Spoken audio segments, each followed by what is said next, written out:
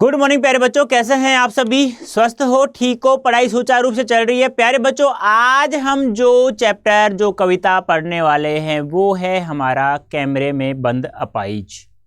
इस कविता के अंतर्गत हम लोग कॉन्सेप्ट भी पढ़ेंगे, एमसीक्यू भी पढ़ेंगे और सब्जेक्टिव पढ़ेंगे। मतलब क्या है, जो भी एग्जाम में आएगा वो सब कुछ आज हम इस सेशन में पढ़ लेंगे।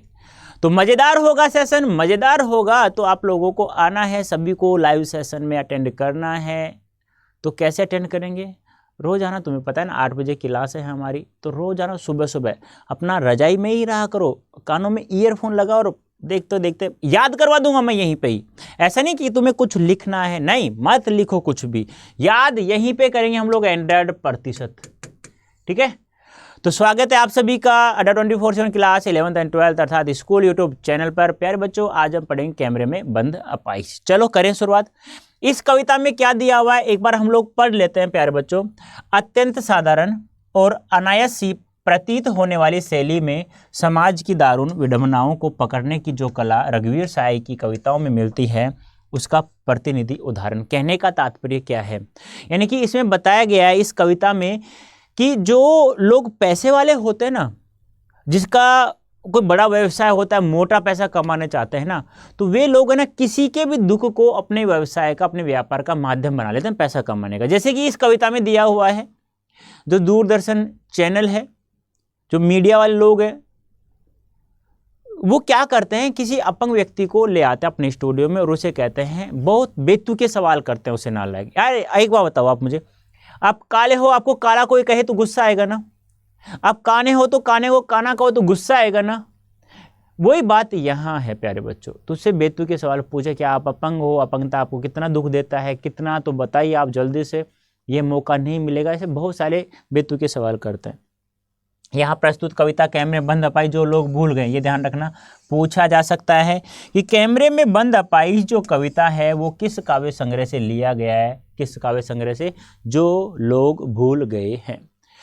शारीरिक चुनौती को झेलते व्यक्ति से टेलीविजन कैमरे के सामने किस तरह के सवाल पूछे जाएंगे और कार्यक्रम को सफल बनाने के लिए उससे कैसी भंगिमा की अपेक्षा की जाएगी, इसका लगभग सपाट तरीके से बयान किया गया। सपाट क्या होता है? बेतुका होता है, जिसे कहते हैं ना कि सामने वाले पर क्या बीतेगी क्या नहीं, सामने वाला यानी कि वो जो लोग क्वेश्चंस पूछ रहे हैं उनको ऐसा कोई मतलब नहीं, किसी प्रकार का कोई मतलब नहीं है उनसे।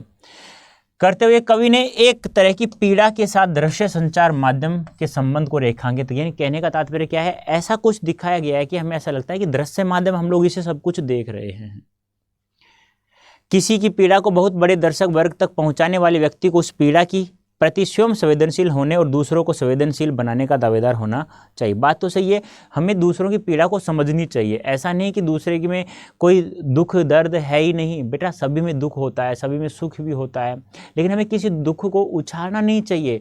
हमें अपने सुख के लिए किसी दूसरे को सुख को नहीं छीनना चाहिए, ऐसा भी इसमें बताने की कोशिश की है। लेकिन विडंबना यह है कि आज आप जब पीड़ा को पर्दे पर उभारने का प्रयास करते हैं, तब कारोबारी दबाव के तहत आपका रवैया संवेदनहीन हो जाता है। कहने का तात्पर्य क्या है, यदि आप पैसा कमाना चाहते हैं, तो किसी दर्द को पर्दे पर उछालना कहाँ का मजाक है? भैया कोई मजाक है नहीं।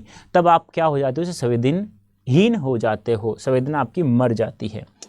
रघुवीर साय जी की यह कविता टेलीविजन स्टूडियो के भीतर की दुनिया को उभारती जरूर है, लेकिन यह आवश्यक नहीं कि इसे सिर्फ टेलीविजन के माध्यम से ही जोड़कर देखा जाए। जरूरी नहीं है कि हम इसे दृश्य माध्यम के द्वारा ही देखें, नहीं, ये गलत है। हम इसे वैसे भी देख सकते हैं, वैसे पता कर सकते हैं। कहने का तात्पर्य क्या है कि हम लोग जिस प्रकार से रहते हैं, हम यदि इसे सुनेंगे तब भी हमें मालूम हो जाएगा कि ये जो मीडिया है ये किस प्रकार से किसी के दुख दर्द को अपने व्यापार का माध्यम बना रहा है। अपनी व्यंजना में यह कविता हर ऐसे व्यक्ति की ओर इशारा करती है जो दुख दर्द यातना वेदना को बेचना चाहता है। कहने का तात्पर्य क्या है, अपनी व्यंजना में यह कविता हर ऐसे व्यक्ति की ओर इशारा करती है जो दुख दर्द यातना वेदना को बेचना चाहता है। इस कविता को शारीरिक चुनौती झेलते हुए लोगों के प्रति संवेदनशील नजरिया अपनाने के लिए प्रेरित करते पाठ के रूप में भी देखा जा सकता है। इसके लिए कवि ने धुर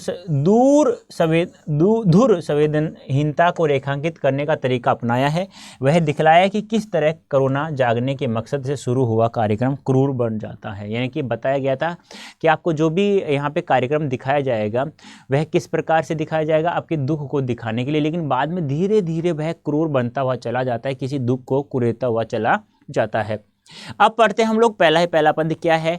हम दूरदर्शन पर बोलेंगे या हम समर्थ शक्तिवान हैं, हम एक दुर्बल को लाएंगे एक बंद कमरे में। क्या कह रहे हैं मीडिया वाले लोग, क्या कह रहे हैं कि हम है ना, हम दूरदर्शन पर बोलेंगे, यानी कि कल हम आप लोगों, कल नहीं सॉरी, हम आ रहे हैं और दूरदर्शन पे हम आप लोगों को कुछ दिखाएंगे, हम वहाँ कुछ बातें करेंगे। हम समर्थ शक्तिवान यानी कि हम पावरफुल लोग हैं, हम शक्तिशाली लोग हैं। एक दुर्बल को लाएंगे यानी कि एक कमज़ोर व्यक्ति को लाएंगे एक बंद कमरे में, यानी कि हमारे स्टूडियो के अंतर्गत। कहने का तात्पर्य क्या है, दूरदर्शन पर बोल रहे मतलब 1990 के आसपास की बात है। यानी कि कह रहा है मीडिया कि हम जब आएंगे तो हम दूरदर्शन पर बोलेंगे और वहाँ हम लोग एक कमज़ोर व्यक्ति को लाएंगे। भाई तुम जब पावरफुल हो, सर्वशक्तिमान हो, तुम्हारा पैसा है, तुम शक्तिशाली हो, तो तुम फिर एक कमज़ोर को क्यों ला रहे हो?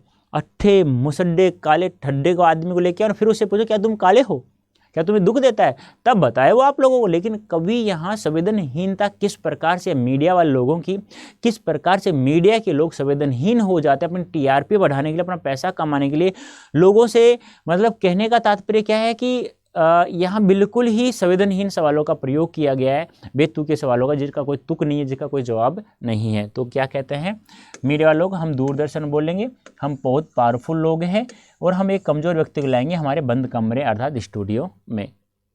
उससे पूछेंगे तो आप क्या अपाहिज हैं, तो आप क्यों अपाहिज हैं, आपका अपाहिजपन दुख देता होगा, देता है, कैमरा दिखाओ इसे बड़ा बड़ा, हाँ तो बताइए आपका दुख क्या है, जल्दी बताइए, वह दुख बताइए, बता नहीं पाएगा। ये जो कोष्टक में लिखा हुआ है ना प्यारे बच्चों, ये कोष्टक में लिखने का मतलब है कि यह जो एंकर है या जो इंटरव्यू ले रहा है उस अपंग व्यक्ति का, तो वह नहीं बोल रहा, वह इशारों से बताता है। और यह कवि ने इसलिए लिखा है, कोष्टक का, रिक्त स्थान का, इनका प्रयोग कोई भी कवि, कोई भी लेखक इसलिए करता है कि वह पाठकों को अच्छे से समझा सके कि मैं क्या कहना चाहता हूँ। समझ रहे हो ना मेरी बात? यानी मैं कवि हूँ, मैं कोई कविता लिख रहा हूँ, तो मैं चाहता हूँ कि यह पाठकों को अच्छे से समझ में आ जाए, तो उसके लिए कवि रिक्त स्थान छोड़ देता है, कहीं कोष्टक में कुछ बातें लिख देता है। तो यहाँ ये इशारे से बोला जा रहा है, जो इंटरव्यू ले रहा है, एंकर जिसे बोलते हैं। अब कवि कहता है कि मीडिया वाले लोग कहते हैं कि उस अपंग व्यक्ति से पूछेंगे, क्या पूछेंगे, क्या आप अपाहिज हैं? अरे तुझे सामने दिख नहीं रहा ये अपाहिज है, फिर तुम उससे पूछो क्या तुम क्या हो, अपाहिज हो? फिर पूछते हैं आप अपाहिज क्यों हैं? पहले तो पूछते हैं क्या आप अपाहिज हैं, फिर कहते हैं आप अपाहिज क्यों हो भाई? क्या आपका ये अपाहिजपन आपको दुख देता है? बताओ, हमें बताइए क्या आप अपाहिज हैं, आप अपाहिज क्यों हैं, क्या आपको अपाहिजपन दुख देता है? ये सब क्वेश्चन उससे पूछा जाता है। अब वो इशारे से कहता है एंकर उस कैमरामैन को कि इसको है ना कैमरा बड़ा करके दिखाओ, इसके चेहरे को बड़ा करके दिखाओ, इसकी तड़प जो है, इसका जो दुख है, वो होठों की कसम कसाहट है, वो आंखों का जो दर्द है, वो सब दिखना चाहिए दर्शकों को। हाँ तो बताइए आपको दुख क्या है, आपका दुख क्या है? फिर पूछता है कि चलो कोई नहीं, आप बता दो आपको दुख क्या है फिलहाल, जल्दी बताइए, वह दुख बताइए, बता नहीं पाएगा। अब कहता है तुम जो दुख है तुम्हारा अपाहिजपन, क्या तुम्हें दुख देता है, क्या आप अपाहिज क्यों हो, तो जल्दी जल्दी बताओ, ऐसा मौका दोबारा नहीं मिलेगा, जल्दी बताओ आपको आपका दुख क्या है। लेकिन वो अपाहिजपन है, वह अपना दुख नहीं बता पाएगा, क्योंकि ये बेतुके सवाल हैं। बेतुके यानी जिसका कोई तुक नहीं है, जिसका कोई आंसर नहीं है, बिना तुक के, बे उपसर्ग जिसका अर्थ होता है बिना तुक के सवाल किए जा रहे हैं। व्याख्या पढ़ लेना, जो मैंने बताया वही यहाँ लिखी है मैंने। अब देखो आपसे पूछा जाएगा प्रस्तुत पद में किस बोली का, किस भाषा का प्रयोग किया गया है, तो खड़ी बोली हिंदी का प्रयोग किया गया। भाषा कैसी है, सरल एवं सहज है। कैसी कविता है, छंद मुक्त कविता है। प्रारंभ की पंक्तियों में विरोधाभास अलंकार है और प्रश्नवाचक अलंकार का प्रयोग किया गया है। वर्णों की आवर्तिकार अनुप्रास। देखो आपसे पूछा गया है ना, क्या आप अपाहिज हैं, आप अपाहिज क्यों हैं, क्या आपको अपाहिजपन दुख देता है, आपका दुख क्या है, तो इन सभी में प्रश्नवाचक अलंकार है। और स्टार्ट में बताया गया ना कि हम समर्थ शक्तिवान एक दुर्बल को लाएंगे, तो यहाँ विरोधाभास अलंकार है प्यारे बच्चों। सोचिए, बताइए आपको अपाहिज होकर कैसा लगता है, कैसा यानी कैसा लगता है। हम खुद इशारे से बताएंगे कि क्या ऐसा, ये ध्यान रखना बोला नहीं जाता, ये इशारों से बताया जा रहा है। कैमरामैन को कहता है एंकर जो इंटरव्यू ले रहा है वो। अब एंकर कहता है, मीडिया वाले लोग कहते हैं, जो इंटरव्यू ले रहा है वो कहता है अपाहिजपन व्यक्ति को बोलते हैं, अपंग व्यक्ति को। आप सोचिए और फिर हमें बताइए कि आपका जो अपाहिज है, तो आप अपाहिज हैं तो आपको कैसा लगता है, बताइए आप हमें कैसा, यानी कैसा लगता है। चलो ठीक है, तुम नहीं बता रहे हो, हम बताते हैं, आपको केवल इशारे से बताने हैं। हम आपको इशारे से बताएंगे कि ऐसा या ऐसा, तो आपको भी इशारों से बताने कि हाँ ऐसा मुझे दुख है, ऐसा मुझे लगता है अपाहिज होना। तो देख लो, अब आप लोग कह रहा है सोचिए बताइए कि आपको अपाहिजपन कैसा लगता है, कैसा, या हम जैसा बता रहे हैं ऐसा लगता है, आपको केवल बताना है। सोचिए और बताइए, कैसे सोचिए और बताइए, थोड़ी कोशिश करिए, थोड़ा कोशिश करो और बताइए अपना दुख क्या है। यह अवसर खो देंगे, फिर इशारे से कह रहे हैं कि भाई, अपंग व्यक्ति कहते हैं भाई ये अवसर खो देगा, बहुत अच्छा अवसर है, बताना अपना दुख क्या है। आप जानते हैं कि कार्यक्रम रोचक बनाने के वास्ते हम पूछ पूछ कर उसको रुला देंगे। अब मीडिया वाले लोगों का जो मूल उद्देश्य वो क्या है, कि वो ये है कि आप जानते हैं, दर्शकों कह रहे हैं कि आप जानते हैं हमारा कार्यक्रम का रोचक यानी प्रमुख जो उद्देश्य वो क्या है, हम उस अपाहिज को ऐसे बेतुके सवाल पूछ पूछ करके हम उसे रुला देंगे। इंतजार करते हैं आप भी रो सके, रो पड़ने का। लेकिन ये सवाल है ना, ये चीज़ें दर्शकों को वो कहते नहीं है, केवल वो सोचते ही हैं दर्शकों के बारे में। क्या कहते हैं कि तुम बस थोड़ा सा इंतजार करो, हम चाहते हैं कि उसके साथ साथ आप भी उसके साथ रो पड़े, जिससे हम लोगों का कार्यक्रम में सफल हो सके, हमारी टीआरपी बढ़ सके, हम पैसा कमा सके। यह प्रश्न पूछा नहीं जाएगा, ध्यान रखना, ये जो क्वेश्चन पूछा जा रहा है ये दर्शकों से पूछा नहीं जाएगा। ये जो कोष्टक में चीज़ें हैं ये केवल महसूस या इशारे से की जा रही है कवि के द्वारा। कवि इसलिए लिखा है कि पाठकों को यह कविता बहुत अच्छे से समझ में आ जाए। तो कवि क्या कहता है कि थोड़ा सोचो और बताओ, थोड़ा कोशिश करेंगे तो आप बता देंगे आपको कितना दुख है, बट थोड़ा कोशिश करना है, नहीं वरना ये अवसर ऐसा है, बहुत अच्छा अवसर है, आप अपना दुख नहीं बता पाएंगे तो ये अवसर आप लोग खो देंगे। अब मन में वो सोचते हैं मीडिया वाले लोग, दर्शकों कहते हैं आप जानते हैं हमें इस कार्यक्रम को रोचक बनाने के लिए हम इस अपाहिज को ऐसे बेतुके सवाल पूछ पूछ करके उसे रुला देंगे, और फिर हमारा कार्यक्रम सफल कब होगा, आप इंतजार करो कि हम आपको भी उसके साथ साथ, आपको भी उनके साथ, उस अपाहिज के साथ साथ रुलाना चाहते हैं, जिससे हमारा कार्यक्रम क्या होगा, फिर ये सफल हो जाएगा। व्याख्या देख लेना आप लोग इसकी, जो मैंने बताई है वही लिखी है यहाँ पे। नेक्स्ट, फिर हम पर्दे पर दिखलाएंगे फूली हुई आंखें, एक बड़ी तस्वीर, बहुत बड़ी तस्वीर, उसके होठों पर एक कसम कसाहट। अब कहते हैं, एंकर कह रहा है, कवि कह रहा है कि वो एंकर जो क्वेश्चन पूछ रहा है वो कह रहा है कि फिर हम पर्दे पर दिखलाएंगे, यानी कि हम अभी आपको दर्शकों कह रहा है कि हम अभी आपको पर्दे पर बहुत बड़ी बड़ी फूली हुई आंखें आपको दिखाएंगे, और आप भी उसके दर्द को समझेंगे। बहुत बड़ी तस्वीर, उस अपाहिज की बहुत बड़ी, चेहरे की बहुत बड़ी तस्वीर आपको दिखाएंगे हम लोग, जिससे उसकी फूली हुई आंखें, उसका दर्द आपको स्पष्ट रूप से दिखाई देगा।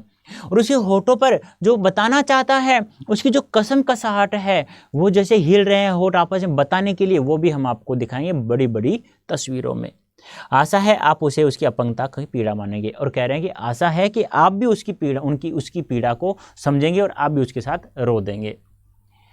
एक और कोशिश, दर्शक धीरज रखिए, देखिए। अब कहता है कि चलो कोई नहीं, अब तक नहीं रोया वो, अब तक वो अपना दुख नहीं बता पाया, तो हम एक और कोशिश करते हैं, आप धैर्य रखिए दर्शकों, हम आपको यह कार्यक्रम रोचक करके दिखाएंगे। हम दोनों को एक संग रुलाने, और आप और वह, कैमरा बस करो, नहीं हुआ रहने दो, पर्दे की कीमत होती है। ये ध्यान रखने, बोला नहीं जाएगा, वैसे इशारे करके बताया जा रहा है। अब क्या कह रहे हैं कि हमारा एक उद्देश्य है, हमारा कार्यक्रम सफल कब होगा, जब तुम दोनों को एक साथ रुला देंगे, अपंग को और दर्शक को, आप और वह दोनों, यानी कि आप एक तो दर्शक के लिए आए, वह उस अपंग व्यक्ति के लिए आए, कि आपको और इस दर्शक को, यानी कि आपको यानी दर्शक और इस अपाहिज को, दोनों को हमें एक साथ रुला देंगे, ऐसा हमारा मोटिव है, उद्देश्य है। अब कहता है एंकर, किसको, कैमरामैन को कि बस रहने दो, कैमरा बंद करो, क्योंकि पर्दे पर वक्त की कीमत हो, क्योंकि लाइव जो भी चीज़ दिखाई जाती है वो उस पर बहुत ज़्यादा पैसा लगता है। ठीक नहीं, ये नहीं बता रहा है। अब मुस्कुराएंगे हम। आप देख रहे थे सामाजिक उद्देश्य युक्त कार्यक्रम। अब देखो कार्यक्रम सफल नहीं हुआ क्योंकि वो दर्शक और अपंग व्यक्ति को दोनों को एक साथ रुलाना चाहते थे। अब वो क्या कह रहे हैं, सभी मीडिया वाले लोग एक साथ आ जाते हैं और मुस्कुराते हैं और कहते हैं दर्शकों से, आपने जो कार्यक्रम देखा वो सामाजिक उद्देश्य से परिपूर्ण था वो कार्यक्रम, धन्यवाद आपका, आपने हमारे कार्यक्रम को देखा। अब मन ही मन में सोच रहे हैं यार थोड़ी सी कसर रह गई, यदि वो रो देता तो दर्शक भी रो देते, हमारी टीआरपी बढ़ जाती और हमें भी पैसा कमाने का मौका मिल जाता। देख लेना व्याख्या, ठीक है। अब देखो पहला क्वेश्चन है। अब आप आराम से एक क्वेश्चन का आंसर दे सकते हैं। कैमरे में बंद अपाहिज कविता में दूरदर्शन के लोग किस प्रकार के व्यक्ति को लाते हैं? तो कैसे? धनवान, गरीब, कमजोर, युवक। कैसे व्यक्ति को लाते हैं भाई? कमजोर। जो शब्द आया वो भी लिख देता हूँ। क्या आया था वहाँ पे? दुर्बल शब्द आया था प्यारे बच्चों, ठीक है, वेरी गुड। कैमरे में बंद अपाहिज कविता में कमजोर व्यक्ति से पहला प्रश्न कौन सा करते हैं? तो कैसा करते हैं? क्या आप अपाहिज हैं? पहला यही क्वेश्चन करते हैं, क्या आप क्या हैं? अपाहिज हैं, ठीक है। और दूसरा सवाल की बात करें तो आप अपाहिज क्यों हैं? ठीक है, क्या आपको अपाहिजपन दुख देता है? इस प्रकार से पहला, दूसरा, तीसरा।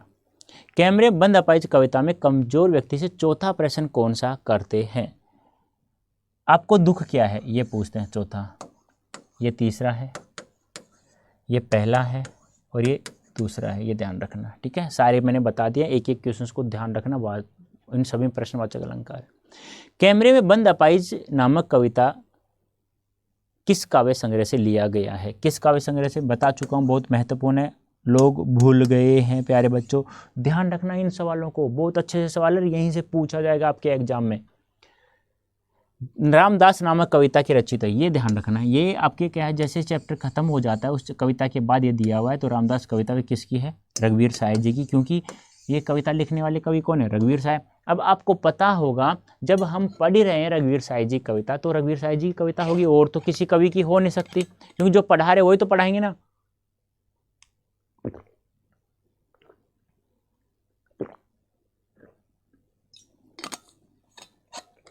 चले, हैदराबाद से निकलने वाली पत्रिका कल्पना से कौन संबंध रहा? तो कौन संबंध रहेगा? इसी के लेखक कौन है? रघुवीर साय। ध्यान रखना, हैदराबाद से एक पत्रिका निकलती थी जिसका नाम था कल्पना। रघुवीर साय जी का जन्म कब हुआ? 1929 में। ये भी ध्यान रखना, पूछा नहीं जाएगा। जीवन परिचय से कोई क्वेश्चन नहीं पूछा गया आज तक, लेकिन थोड़ा सा जब मैं 2-4 सवाल दे रहा हूं तो उनको याद रख लेना भाई, क्या पता पूछ लिया जाए, ठीक है। कैमरे में बंद अपाहिज कविता में आप और वह दोनों पंक्ति में वह शब्द किसके लिए प्रयुक्त हुआ है? देखो, आप और वह दोनों, आप दर्शक के लिए, वह अपाहिज व्यक्ति के लिए, ठीक है, तो अपाहिज के लिए, ठीक है, वह शब्द पूछा है ना, तो आप दर्शक के लिए। कमजोर व्यक्ति से दूसरा प्रश्न कौन सा करते हैं? बता चुका हूं सारे मैं तो। पहला पूछे क्या आप अपाहिज हैं? पहला, आप क्यों अपाहिज हैं? नंबर 2, क्या आपको अपाहिजपन दुख देता है? नंबर 3, आपको दुख क्या है? नंबर 4। तो दूसरा पूछा गया ना, तो आप क्यों अपाहिज हैं, ये आएगा बी ऑप्शन। कैमरे में बंद अपाहिज कविता में किसकी कीमत ज़्यादा बताई गई है? इस कविता में कीमत है वो किसकी ज़्यादा बताई गई है? सुख की, दुख की, पर्दे की, दर्शकों की। तो तुम्हें पता है ना, मैंने बताया ना, पर्दे की कीमत कुछ ज़्यादा होती है। कैमरा बस करो, बंद करो कैमरे, पर्दे की कीमत ज़्यादा होती है। ये अपना दुख नहीं बता रहा, कोई बात नहीं है। नेक्स्ट है, कैमरे में बंद अपाहिज कविता में मीडिया के लोगों के द्वारा कैसा कार्यक्रम दर्शकों को दिखाया? देखो, जब दर्शक भी नहीं रोते हैं, अपंग भी, अपाहिज व्यक्ति भी नहीं रोता है, तो कहते हैं धन्यवाद आप सभी का, आपने जो कार्यक्रम आपको दिखाया गया वो सामाजिक उद्देश्य से परिपूर्ण दिखाया गया था, आप सभी का धन्यवाद, आपने वो कार्यक्रम देखा। तो क्या हो जाएगा आपका? सामाजिक उद्देश्य से भरपूर। कैमरे में बंद अपाहिज कविता में आप और वह दोनों पंक्ति में आप शब्द किसके लिए? बता चुका हूं, ये तो मैं आराम से, वह अपाहिज के लिए आया है और आप दर्शक के लिए आया है। सीधे सीधे सवाल है, यदि कहानी के रूप में आप लोग इस कविता को पढ़ लेते हैं तो आप आसानी से आंसर दे सकते हैं। लोकतंत्र का चौथा स्तंभ किसे माना जाता है? तो मीडिया को माना जाता है। 3 ये रहे, चौथा ये रहा। रघुवीर साहब द्वारा रचित कविता का नाम बताइए। इन दिनों रामदास अपने सामने चक्रव्यूह, अभी पूछा गया था कि रामदास कविता के कवि या रचयिता कौन है, तो रघुवीर साहब जी हैं। हम दूरदर्शन पर बोलेंगे, हम समर्थ शक्तिवान है, दुर्बल को लाएंगे एक बंद कमरे में। अलंकार बताइए, बता चुका हूँ, विरोधाभास अलंकार। इसको शुद्ध करना बेटा, विरोधाभास को, इसको शुद्ध ऐसे लिखा जाता है, विरोधाभास, सॉरी, ठीक है, ऐसे ध्यान रखना है। क्यों? क्योंकि जब वो पावरफुल लोग हैं, शक्तिशाली लोग हैं, तो फिर कमजोर व्यक्ति क्यों लाते हैं? इकट्ठे मुट्ठे मसड्डे को लेके आओ ना फिर तुम लोग यार, उसे क्यों लाते हो? कैमरे में बंद अपाहिज कविता में किसकी संवेदनहीनता दिखाई? किसमें किसकी संवेदनहीनता दिखाई गई है भाई? मीडिया की, मानव की, दानव की, पशु पक्षी की? तो मीडिया वाले लोग ही हैं, तो उसे बेतु के सवाल करते हैं बेचारे से, क्या आप अपाहिज है? आप अपाहिज क्यों है? क्या आपको अपाहिज में दुख देता है? तो उसी का।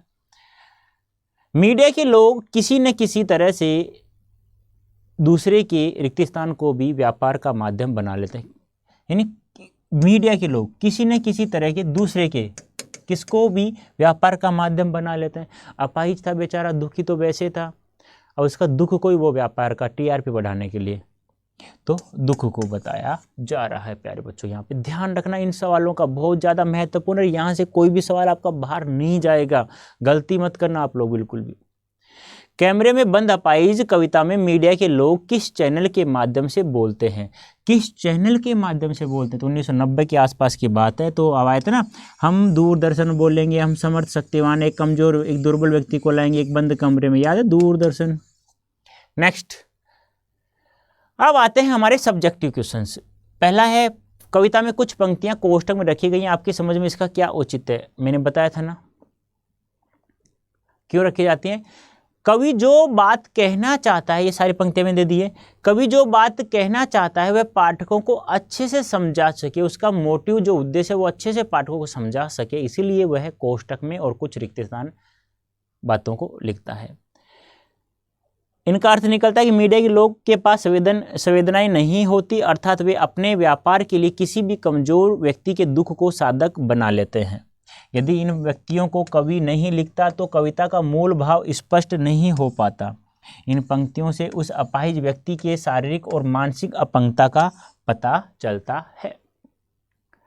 कैमरे में बंद अपाहिज कोरोना के मुखौटे में छिपी क्रूरता की कविता है। विचार कीजिए, कोरोना के मुखौटे के पीछे क्रूरता, बात तो सही है। मुखौटे के पीछे वो अपने आप को मीडिया लोग क्या दिखाते हैं कि हम आपके लोग, आप लोगों के लिए बने हुए हैं, लेकिन वो किसी के दुख को अपना व्यापार का साधन बना लेते हैं। तो एक क्रूरता, एक कहते हैं ना कि एक राक्षस छिपा हुआ है। यह कविता अपनेपन की भावना में छिपी क्रूरता को उजागर करती है। सामाजिक उद्देश्यों के नाम पर अपाहिज की पीड़ा को दर्शकों तक पहुंचाया जाता है।